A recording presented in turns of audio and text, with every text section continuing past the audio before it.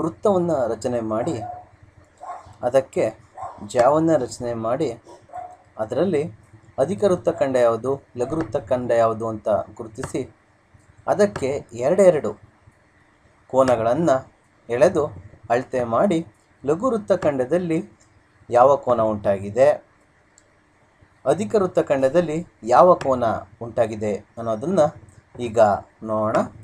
ಅವನು ಹೇಳ್ತಾ ಇದ್ದಾನೆ, 4 ಸೆಂಟಿಮೀಟರ್ ತ್ರಿಜ್ಯವುಳ್ಳ ವೃತ್ತದಲ್ಲಿ 6 ಸೆಂಟಿಮೀಟರ್ ಉದ್ದದ ಜಾವನ್ನು ರಚಿಸಿ ಅಂತ ಹೇಳ್ತಾ ಇದ್ದಾನೆ. ಈಗ ರಚನೆ ಮಾಡೋಣ. ಅದಕ್ಕೆ ಬೇಕಾಗಿರುವಂಥದ್ದು ಅಳತೆ ಪಟ್ಟಿ ತೆಗೆದುಕೊಳ್ಳೋಣ ಮೊದಲು. ನಂತರ ಕೈವಾರ 2 ಬಂದಿದೆ. ಮೊದಲು ಮಧ್ಯ ಬಿಂದುವನ್ನು ಗುರುತಿಸ್ಕೊಳ್ಳೋಣ. ಕೇಂದ್ರ ಬಿಂದು ವೃತ್ತದ ಗುರುತಿಸ್ಕೊತಾ ಇದ್ದೀನಿ. ಇವಾಗ ಕೇಂದ್ರವನ್ನು ಗುರುತಿಸ್ಕೊಂಡೆ. ಇದಕ್ಕೊಂದು ಹೆಸರು ಕೊಡಬೇಕು. ಇದಕ್ಕೆ ನಾನು ಓ ಅಂತ ಹೆಸರನ್ನು ಇಡೋಣ. ಈಗ ಅಳತೆ ಪಟ್ಟಿಯ ಸಹಾಯದಿಂದ ಕೈವಾರದಲ್ಲಿ ತ್ರಿಜ್ಯ ಎಷ್ಟು ಅಂತ ಹೇಳಿದರೆ, ತ್ರಿಜ್ಯ 4 ಸೆಂಟಿಮೀಟರ್ ಅಳತೆ ಮಾಡ್ಕೊಳ್ಳೋಣ. 2, 3, 4 ಸೆಂಟಿಮೀಟರ್ ಅಳತೆ ಮಾಡ್ಕೊಂಡಿದ್ದೀವಿ. ಈಗ ವೃತ್ತವನ್ನು ರಚಿಸೋಣ. ಒಂದು ಬಿಂದುವನ್ನು ಕೈವಾರದ ಓ ಕೇಂದ್ರ ಇಟ್ಟೋಣ. ಚೂಪಾಗಿರುತ್ತೆ, ಅದನ್ನು ಇನ್ನೊಂದು ಪೆನ್ಸಿಲ್ ಇರೋದನ್ನು ವೃತ್ತಾಕಾರವಾಗಿ ಸುತ್ತಿಸೋಣ. ನೋಡಿ, 4 ಸೆಂಟಿಮೀಟರ್ ತ್ರಿಜ್ಯವಿರೋ ವೃತ್ತ ಏನಾಗಿದೆ, ಈಗ ರಚನೆಯಾಗಿದೆ. ನಂತರ ಏನು ಅಂತ ಹೇಳ್ತಾ ಇದ್ದಾನೆ, 6 ಸೆಂಟಿಮೀಟರ್ ಉದ್ದದ ಜಾವನ್ನು ರಚಿಸಿ ಅಂತ ಹೇಳ್ತಾ ಇದ್ದಾನೆ. ಜಾಗೆ ನಾವೇನು ಮಾಡೋಣ, ಒಂದು ಬಿಂದುವನ್ನು ಗುರುತಿಸ್ಕೋಬೇಕಾಗತ್ತೆ. ಈಗ ಬಿಂದುವನ್ನು ನಾನು ಗುರುತಿಸ್ಕೋತಾ ಇದ್ದೀನಿ. ಎಲ್ಲೋ ಒಂದು ಕಡೆ ಒಂದು ಬಿಂದುವನ್ನು ಗುರುತಿಸೋಣ. ಬಿಂದುವನ್ನು ಗುರುತಿಸ್ಕೊಂಡಿದ್ದೀನಿ. ಇದಕ್ಕೆ ನಾನು ಎ ಅಂತ ಹೆಸರನ್ನು ಕೊಡೋಣ. ಈಗ ಕೈವಾರದಲ್ಲಿ 6 ಸೆಂಟಿಮೀಟರ್ ಅಳತೆಯನ್ನು ಮಾಡ್ಕೊಳ್ಳೋಣ. ಅಳತೆ ಪಟ್ಟಿಯ ಸಹಾಯದಿಂದ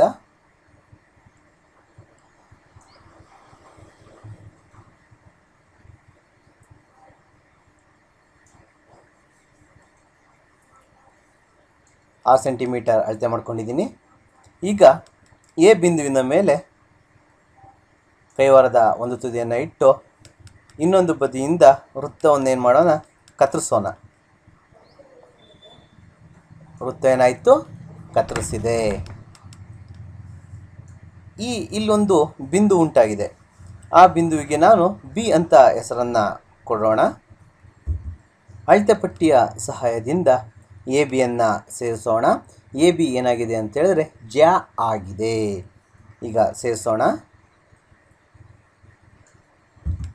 ಸೇರಿಸ್ತಾ ಇದ್ದೀನಿ.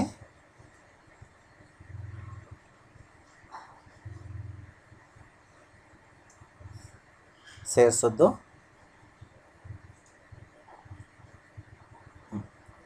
ಈಗ ನೋಡಿ, ಎ ಬಿ ಜ್ಯಾ ಆಗಿದೆ. ಅವನು ಹೇಳ್ತಾ ಇದ್ದಾನೆ, ಇದರಲ್ಲಿ ಅಧಿಕ ವೃತ್ತಖಂಡ ಯಾವುದು, ಲಘು ವೃತ್ತಖಂಡ ಯಾವುದು ಅಂತ ನೋಡಬೇಕಾಗುತ್ತೆ. ದೊಡ್ಡದಾಗಿ ಕಾಣುವಂಥದ್ದು ನಿಮಗೆ ದೊಡ್ಡ ಭಾಗ ಎ ಬಿನ ಅರ್ಧ ಭಾಗ ಅಂತ ತಿಳ್ಕೊಂಡ್ರೆ ಮೇಲ್ಭಾಗ ಅಧಿಕ ವೃತ್ತಖಂಡ, ಕೆಳಭಾಗ ಲಘು ವೃತ್ತಖಂಡ ಅಂತ ನಾವು ಕರಿತಾ ಇದ್ದೀವಿ. ಲಘು ವೃತ್ತಖಂಡಕ್ಕೆ 2 ಕೋನ, ಅಧಿಕ ವೃತ್ತಖಂಡಕ್ಕೆ 2 ಕೋನಗಳನ್ನು ಈಗ ರಚನೆ ಮಾಡೋಣ. ಅಳತೆ ಪಟ್ಟಿಯ ಸಹಾಯದಿಂದ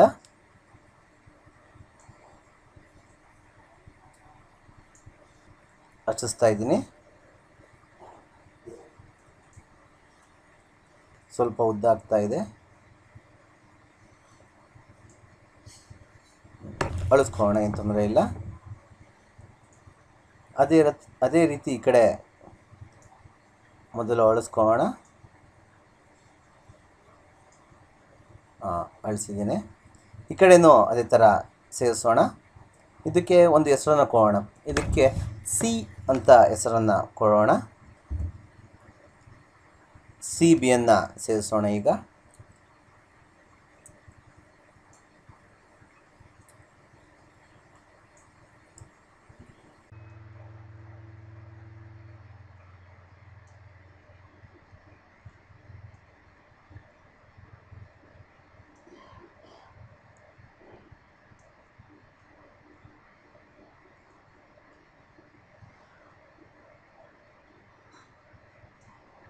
ಸಿ ಬಿಯನ್ನು ಸೇರಿಸೋದು.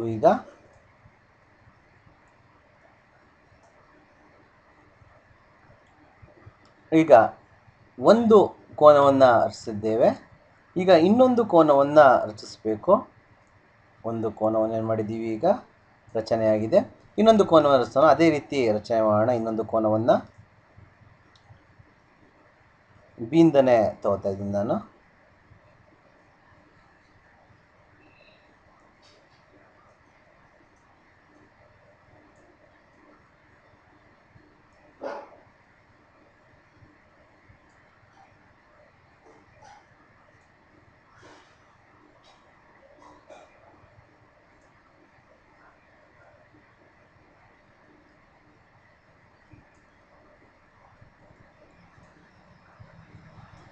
ಸ್ವಲ್ಪ ಉದ್ದಾಗಿದೆ, ಅಳಿಸ್ಕೊಳ್ಳೋಣ.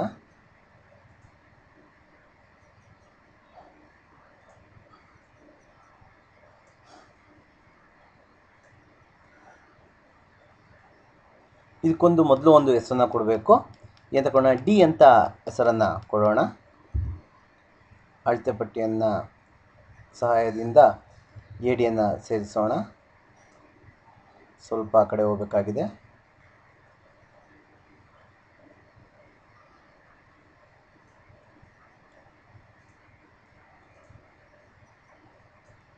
ಸ್ವಲ್ಪ ಉದ್ದಾಗಿದೆ, ಸ್ವಲ್ಪ ಅಳಿಸ್ಕೊಳ್ಳೋಣ. ಇಲ್ಲಿ ರಚಿಸಿದ್ದೇವೆ. ಈಗ ಅಧಿಕ ವೃತ್ತಖಂಡದಲ್ಲಿ ನಾವು ಎರಡು ಕೋನಗಳನ್ನು ನಾವು ರಚಿಸಿದ್ದೇವೆ.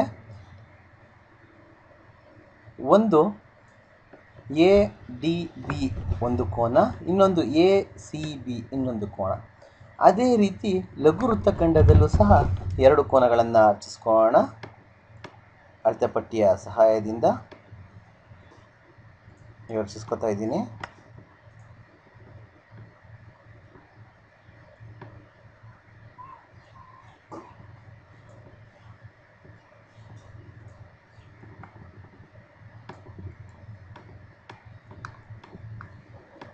ಇದಕ್ಕೊಂದು ಹೆಸರನ್ನು ಕೊಡೋಣ. ಇ ಅಂತ ಹೆಸರನ್ನು ಕೊಡೋಣ. ನಾವು ಎ ಇಯನ್ನು ಈಗ ಸೇರಿಸೋಣ.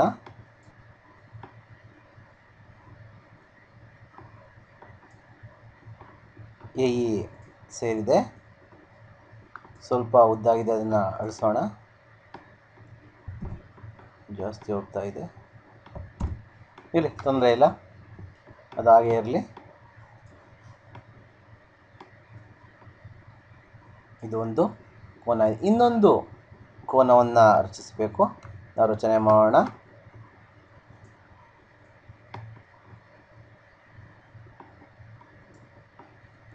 ರಚಿಸ್ತಾ ಇದ್ದೀನಿ.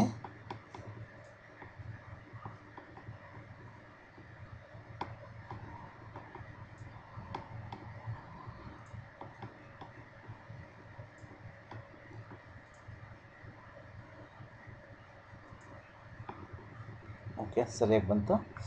ಈಗ ಇದಕ್ಕೊಂದು ಹೆಸರನ್ನು ಕೊಡೋಣ. ಎಫ್ ಅಂತ ಹೆಸರನ್ನು ಕೊಟ್ಟಿದ್ದೀವಿ. ಎಫ್ ಬಿಯನ್ನು ಈಗ ಸೇರಿಸೋಣ.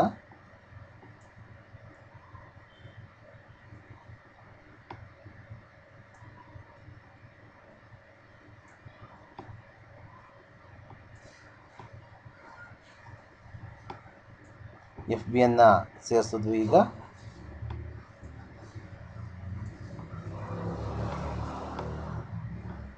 ಇದು ಒಂದು ಕೋನ ಉಂಟಾಗಿದೆ. ಈಗ ಕೋನಮಾಪಕದ ಸಹಾಯದಿಂದ ಅಳತೆ ಮಾಡೋಣ. ಅಧಿಕ ವೃತ್ತದ ಎರಡು ಕೋನಗಳನ್ನು ಅಳತೆ ಮಾಡೋಣ. ಲಘು ವೃತ್ತದಲ್ಲಿರುವಂಥ ಎರಡು ಕೋನಗಳನ್ನು ಅಳತೆ ಮಾಡೋಣ. ಈಗ ಕೋನಮಾಪಕವನ್ನು ತೆಗೆದುಕೊಂಡೆ. ಈಗ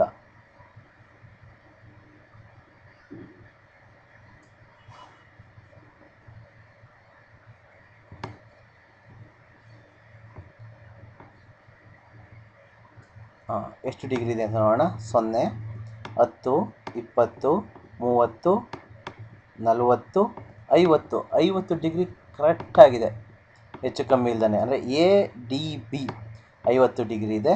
ಅದನ್ನು ನಾನು ಇವೆರಡನ್ನು ನಾನು ತೆಗಿತಾ ಇದ್ದೀನಿ.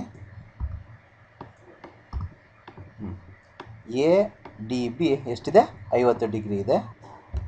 ಕೋನ A D B is equal to 50 degree. ಅಂದರೆ ಅಧಿಕ ವೃತ್ತಕಣೆಯ ಕೋನ ಲಘು ಕೋನ ಅಂತ ನಮಗೆ ಗೊತ್ತಾಯಿತು. ಲಘು ಕೋನ ಅಂತ ಹೇಳಿದ್ರೆ 0 ಡಿಗ್ರಿಗಿಂತ ಹೆಚ್ಚು 90 ಡಿಗ್ರಿಗಿಂತ ಕಡಿಮೆ ಇರುವ ಕೋನಗಳನ್ನು ಲಘು ಕೋನ ಅಂತೀವಿ. ಹಂಗಾರೆ ಅಧಿಕ ವೃತ್ತಕಣೆಯ ಕೋನ ಎಂತಾಗಿದೆ? ಲಘು ಕೋನ. ಒಂದಾಯ್ತು. ಇನ್ನೊಂದನ್ನು ಅಳತೆ ಮಾಡಿ ನೋಡೋಣ ಇವಾಗ, ಅದು ಎಷ್ಟು ಡಿಗ್ರಿ ಬರುತ್ತೆ ಅಂತ ಹೇಳಿ.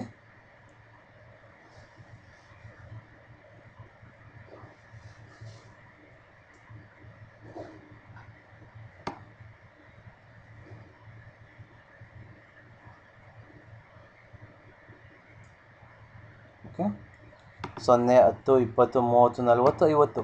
ಅದು ಸಹ ಸೇಮ್, ಅದು ಎಷ್ಟಿದೆಯೋ ಇದು ಅಷ್ಟೇ ಇದೆ, 50 ಡಿಗ್ರಿಯೇ ಇದೆ. ಎ ಸಿ ಬಿ ಕೋನ, ಅದನ್ನು ನಾನು ಪಕ್ಕ ಬರ್ತಾ ಇದ್ದೀನಿ. ಇದು ಸಹ ಲಘು ಕೋನನೇ ಆಗಿದೆ. ಎರಡು, ಮೊದಲನೇದು 50 ಡಿಗ್ರಿ ಆದಮೇಲೆ ಎರಡನೇದು 50 ಡಿಗ್ರಿ ಹಾಗೆ ಇರುತ್ತೆ. ಅಂದರೆ ಈ ಎರಡು ಅಂದರೆ ಅಧಿಕ ವೃತ್ತಕಣೆಯ ಕೋನಗಳು ಲಘು ಕೋನ ಅಂತ ನಮಗೆ ಗೊತ್ತಾಗಿದೆ. ಈಗ ಲಘು ವೃತ್ತ ಖಂಡದಲ್ಲಿನ ಕೋನಗಳು ಎಂಥ ಕೋನಗಳು ಅಂತ ಈಗ ನೋಡೋಣ, ಪರೀಕ್ಷೆ ಮಾಡೋಣ.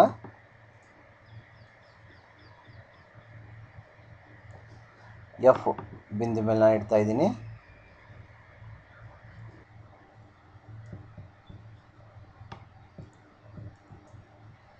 ಇದು 130 ಡಿಗ್ರಿ ಕಂಡು ಬರ್ತಾ ಇದೆ.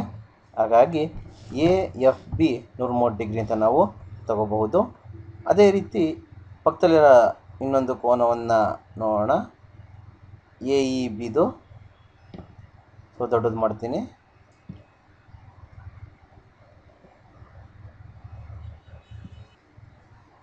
ಇದು ಸಹ 130 ಡಿಗ್ರಿ ಬರ್ತಾ ಇದೆ.